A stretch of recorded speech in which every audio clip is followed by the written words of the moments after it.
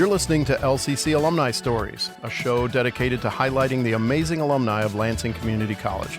I'm Steve Robinson, president of LCC, and on each episode, I have the awesome privilege of getting to know one of our many inspiring alums and hearing about their experiences at and since leaving LCC. The LCC alumni community is expansive and far-reaching.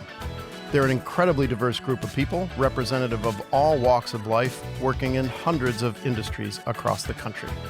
LCC Alumni Stories shines a bright light on alumni who make a positive contribution to their community and showcases those who have overcome obstacles and barriers to achieve academic and personal success.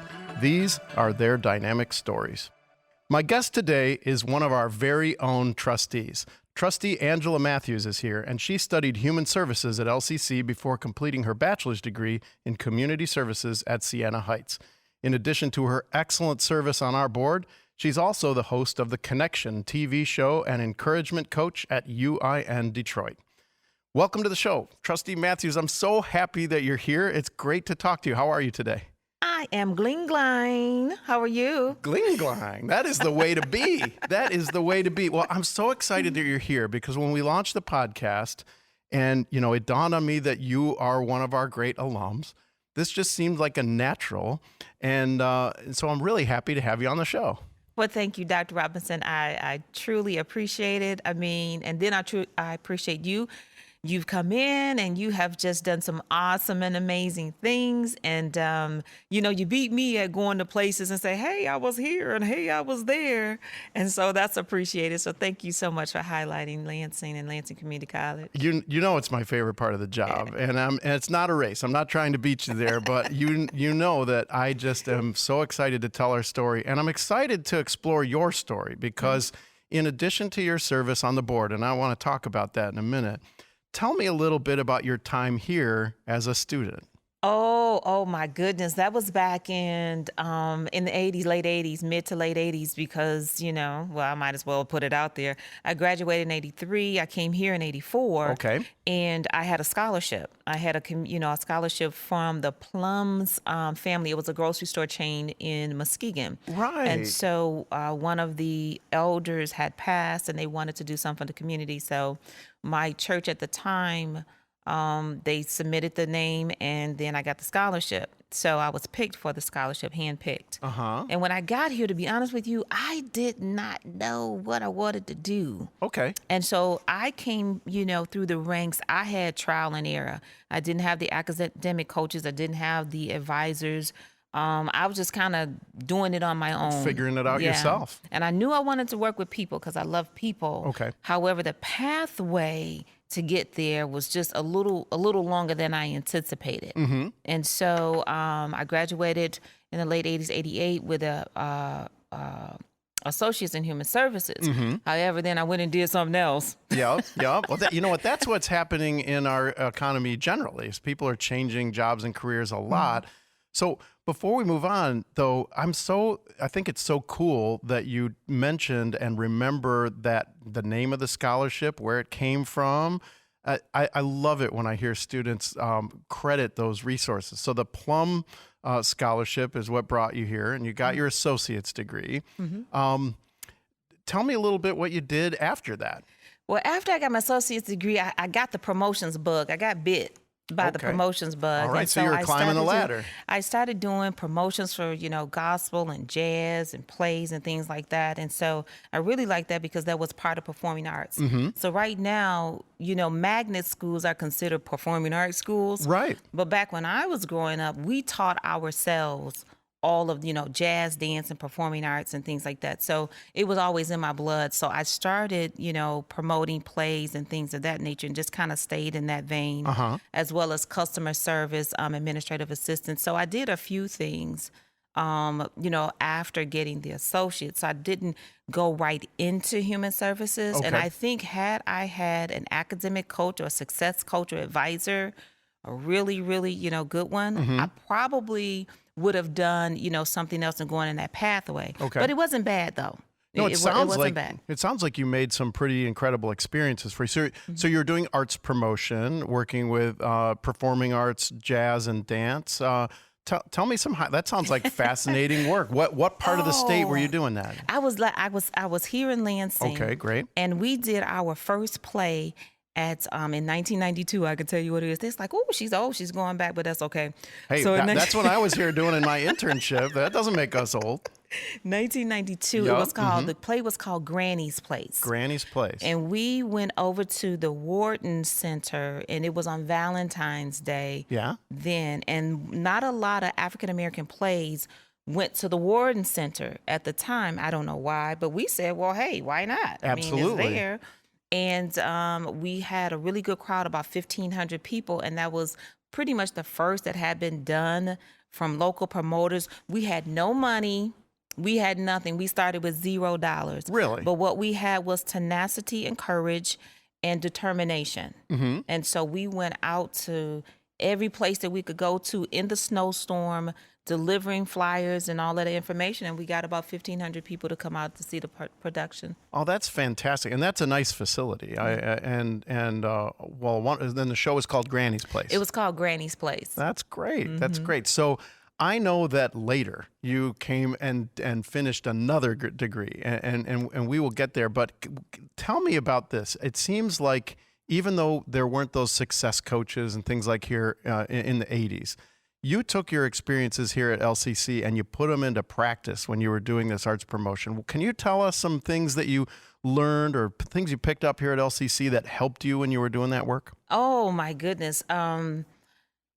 Talk about consistency and talk about when you begin and you start something. Okay. You know, here at LCC, even though it was a little bit rocky for me, I stuck with it. Okay. And plus, I'm not saying that I didn't meet great people here, because I did. Mm-hmm. And those people were encouraging to me to continue to do whatever I was doing. Of course, I've always been community active. Uh-huh. And so in my community activist, hat, Mm-hmm. I just remembered those leadership skills. I took communications, vocabulary, English. I mean, all of those courses, and being in the classroom with people really helped. Those never go away. Those skills that you learn when you are in class and you have team projects. Yeah. So you're getting to know your classmates, Right. people that you normally wouldn't talk to, but Exactly. you end up grouping with them, encouraging, supporting.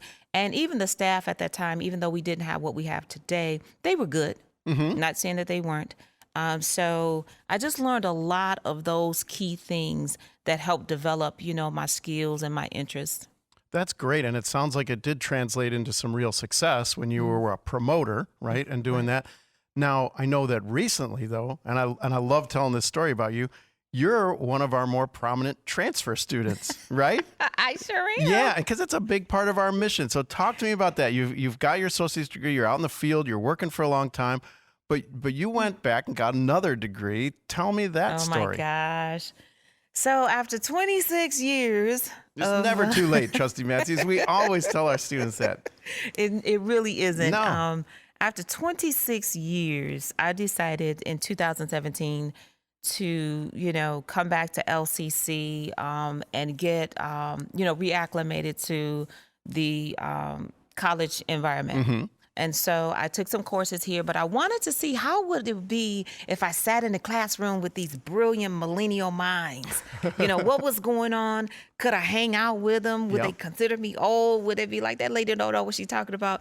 But I didn't go into the classroom as a trustee. I went in as a student.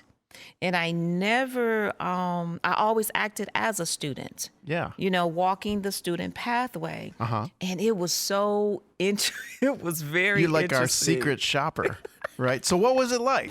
Tell me about that. So Well, you're sitting in the classroom, you know the college, you're a trustee, but you're taking classes. Talk to me about that. Let me tell you, I was a little intimidated by those bright minds. Okay. Because they were on top of it. They were very opinionated. Uh-huh. They were very vocal with what they were sharing. Mm-hmm. I was able to get into a group, and they kind of let me lead a little bit, but the students were just awesome. They were very attentive in their classes. They asked the questions. We took nothing for granted. Did you ever tell anybody you were a trustee? I never told anybody. You didn't? That's pretty cool. I didn't tell anybody because I didn't want that. Your instructors must have known. Did they know? A couple of them did. I A would couple imagine. of them did. Yeah. But and I didn't want that to be, don't change and do anything Right. different. Right. So I wanted the real experience of being a student. Yeah. Yeah. Well, that's fantastic. So you did that here, but then you pivoted to the degree that you just finished. Yep, I did. There was I think it was the 3-in-1 that we have. You go 3 and then you transfer out. Right. And so I transferred over to Siena Heights University at the college, and I went to the college, the university center across the street. Yep. And I'm going to tell you something, it was hard. Was it? Yeah. Talk to me about it. What was hard? I mean, you have to have time management skills. Yep. You have to, do your reading and your homework. Now, even though I had like a class one time a week, I do believe once or twice a week, but 6 to 9, I mean, you had to be on time. You had to be there. It was a little bit more strict, I would say, because we had those 8 weeks. We had certain weeks, like 8 weeks, and then you switch to another particular or course. Right. But it was all according to the human services, degree that I was going for. So it was back to back to back. Yeah. And so, yeah. Well, it sounds like you thrived and you finished, right? When you just graduated, right? Yay! I finished August. That must have felt so good. It did. It was surreal. So talk to me for a minute about the University Center, because we're really proud of it. It's a great facility, and we have and it's more than just a building. We have these great relationships, and Siena Heights is one of them. What was it like to have those university classes right in downtown Lansing? It was excellent. It was so convenient. I love that fact. I love the fact that even though we were at the UC, called the University Center, that, say, for instance, if our classes were over in the night, if we needed someone to walk up to our cars or to look out, we just called public safety, and public safety would come and help. The instructors, though, most instructors were from either here at LCC, or they were from the Lansing School District. So they were from surrounding areas, the instructors were. But we had students that came as far as, Jackson, Michigan, who came to class when we came to class, and it was great. You take your life experiences with you. Yeah, when you go to class. Right. And so I would like the instructors because they allowed us to share that, and to incorporate what we were learning, and combine it with our experience. Well, that's one of the things I love about our college, and it's what attracted me to community colleges to begin with. Because when I came here as an intern, I learned a lot from my students, and it's funny, throughout my teaching career, my students would teach me things that I would bring up at a cocktail party, and people look at me and say, "How do you know that?" Right? And it was my students. But also, I heard you say that your instructors came from a diverse background. Maybe they were practitioners in Lansing School District, or they were some of our faculty. And in your field of human services, that's really important, that practical, applied knowledge. That is.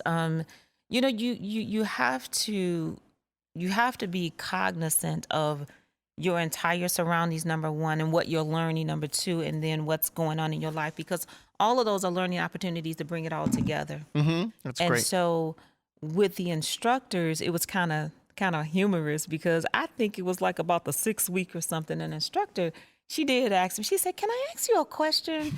And then she asked that question, she said, "Are you a trustee at LCC?" And she did ask, but it was way down the line. We were almost, finished with class. But it's really important that we have the opportunity to experience other people. I agree. Of the diverse, backgrounds, even learning and teaching styles. It's important that we do that. The phrase you just used is something I'm going to remember, because it's a really important part of community college, the opportunity to experience other people. Yeah. I think that might be one of the top 3 things I've loved about being in a community college. So I love the way you said that. Now, I want to, before long, talk to you about your trusteeship. But before we do that, you've mentioned your community activism. And so tell me about your connections to the community. I know it's been a thread that's gone through your entire career. Tell me about your community involvement. I absolutely love people. I just do. And so I've worked behind the scenes on various projects, throughout this city. Yes. And I have good relationships with people in all different areas, in the business area, the faith-based, nonprofits. I was a youth mentor. I worked with Hope Central, which helped work with elementary kids at Luton. So I worked with them in their after-school program. With my show that I do, the Connection TV show, which is in the community, we video, record. I, do my community, what I want to say, shout outs. I go someplace and I'm there kind of like you, do the shout outs, and just weaved into the community. I've been doing it for over 30 years. Yeah, that's particularly about the show. Tell me about the show, its origins, your idea, and how do you come up with the ideas for the show and all those connections? Oh, okay. And that's what it's called, right? It's called The Connection. We came up in 2010.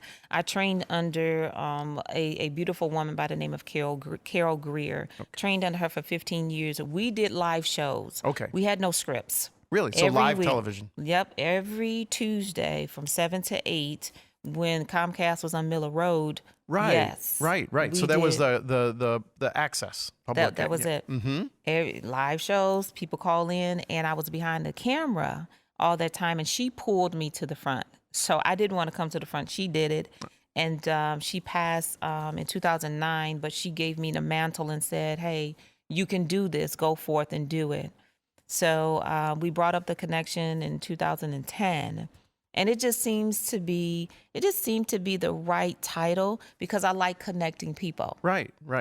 So that's where that came from. It's a great title because that's the hallmark of your trusteeship, I think, is making those connections between people. And that's maybe a good transition to talking about your time as a trustee. So how long have you been on our board? This is the fourth year. It's a 6-year term, right? But it's fourth year. Mm-hmm. And how did that start? Is that something you thought up? Did someone encourage you to run? Well, it was I was encouraged, something I thought about. And so I had a particular phone call by one of our former trustees, Robin Smith, said, hey, think about this. Do you want to do this? And I was like, oh, well, maybe, I don't know. And so my thought was, if I do this, talking to myself, what are you going to contribute? Interesting. So you asked her. So no, I asked me. I'm seeing. So you asked yourself. You're looking in the mirror. What will I contribute? What'd you come up with? What was your answer? I came up with okay, and let it be realistic. Okay. Nothing that's fluffed up. Right. Let it be realistic, something that you can accomplish. And so I said, well, we hear about the education. I've always loved education, and I was always encouraging, people doing my, community activism and then one-on-one conversations, that if education is the key, but I see that education is being attacked, with the defunding, right? Then what can I do if I do this to help? To help students obtain the degrees that they're, going for. Can I really be a help? And so once I answered that question to say, I can be a help and I can be committed, then I said, okay, education needs to be attainable and it needs to be affordable. Right. And that's my heart and that's my passion. Well, you came to the right place for attainable and affordable education in the community college. And I know you've heard me say this, but there are about 1,100 community colleges in the country. And the idea that each one of them has 7 or 9 community members who invest their time and energy is one of my favorite things. So thank you for the time that you invest for all the citizens of Greater Lansing to make LCC a great place. Now, one other thing I'd like to talk about before we finish about your role on the Board of Trustees is a connection to your community activism. You have worked on a lot of issues as a trustee, but I know you've been very active in our work on diversity, equity, and inclusion. And we're one of the real architects of our great equity action plan, the resolution on racial injustice. Can you tell our listeners a little bit about that resolution? Well, we are the forerunners with this resolution. And the resolution is breathing. And what I mean about that is that it's not ink to paper, right? But it is a plan that is breathing and will continue to breathe even when I'm gone or if I'm gone. whenever that is. I hear you. And so the piece in there with the equity action plan says that we give the charge to the president of this college for you to make sure that DEI is implemented into every fabric of this college, so that we don't end up like other colleges behind the ball trying to do this only to rush and do something that makes no particular impact. And that's unrealistic. So with that plan, it gives you, the staff, an opportunity. Let's look at what's going on. Let's look at what has happened. Let's be honest and truthful and transparent. And then what can we do to make this better for everyone involved on this campus? Because we are a campus family. Right. Not only as a community. And so I think that that's being done. You've taken that and said, okay, thank you. And you and everyone involved has done a phenomenal work so far. But what will happen is that we don't want this to be for like 2 or 3 years. No. We're looking down the road. 10 years from now, how will we compare it with LCC? Can we monitor and track what has changed about us? Do we look like the community that we represent? Right. And then when the students come here, do they see themselves, number one? And number two, are they getting the support that they need in order to accomplish their goals? Because we have first-time generation students coming here. Right. We have people who are coming back to college because now they have to be reskilled. And then we have students who come here and they really don't know what pathway to take. Right. Are we helping them maximize their time and maximize their dollars? I love everything you said about that. And there's one word that you use that I want to circle back to, and it's the word impact. A lot of governing boards have made statements of position because there are inequities and injustices in our society. And it's one thing to call them out and say something about it and take a position. And you and your colleagues on the board did that. But on the impact side, you went the next step farther. And you said there's going to be action component here. There's going to be an action requirement here. And I can tell you as a brand new president here, that's a real gift to our team to have the backing of the board to do our important work, because we all came here because we want to make the world a better place and we want to make sure that we have equitable outcomes for our students. So thank you for that work. I have really enjoyed this conversation. It's so wonderful to work with you, and I'm really happy that you decided. Done already? Well, we could talk for a long time if you've got other things. The good thing about this is it's not like your live TV show where there isn't an ending. So if you've got something else that we can talk about, I'd be happy to do that. Well, I do want to mention this, in that we have students and staff and faculty from different cultures and different backgrounds. Yes, we do. And we cannot force anyone and pigeonhole anyone to one idea or one culture or one background, because we are diverse. Correct. And so having the opportunity to learn from each other and to support and help each other, I think that that's very important. I do too. And it's something that I think is also embedded in the resolution. And it's one thing that you and I have talked about is, we're somewhat unique for a community college to have an office of diversity and equity and to have a chief diversity officer. But you and I have talked specifically about how this work is not that person's job or that department's job. That's right. It is who we are. And so I'm glad to hear you say that. And it kind of comes back to the beginning of our conversation of what you liked about LCC and what I liked about LCC is we just had the opportunity to connect with so many different types of people. I love it. I miss them. I walked in here and I was like, oh my goodness. I told Lane, I miss the students. I miss talking to faculty and staff. I miss just being in the ambience of learning. Yeah. It's a great school. It's a great school. And we're so lucky to have you as a trustee. It is a great school. And even though we can't see it, Trustee Mathews, that learning is happening. It really is. I've had the opportunity to connect with students online. Our great faculty and staff are continuing to move the ball down the field with our students in Zoom meetings and WebEx classes and ORT classes. And it's harder to see, but we will get back. And we're here in the Michigan room. I cannot wait until you and I and the trustees and the rest of the staff and faculty are getting together again. So it's great to connect with you. Oh, thank you. Thank you. Thank you so much for being on the show. This episode of LCC Alumni Stories was recorded and engineered by Steve Robinson in the Michigan Room at LCC's downtown campus and produced virtually by Brock Elsasor from LCC's Digital Media, Audio, and Cinema program. The soundtrack is licensed to the college through DeWolf Music. Thanks for listening. Tune in to future episodes and learn more about what our alumni have been up to. If you're an LCC alum and want to share your story, send me an email at steve_robinson@lcc.edu. Until next time, keep learning. This has been LCC DMAC, Lansing Community College Digital Media, Audio, and Cinema.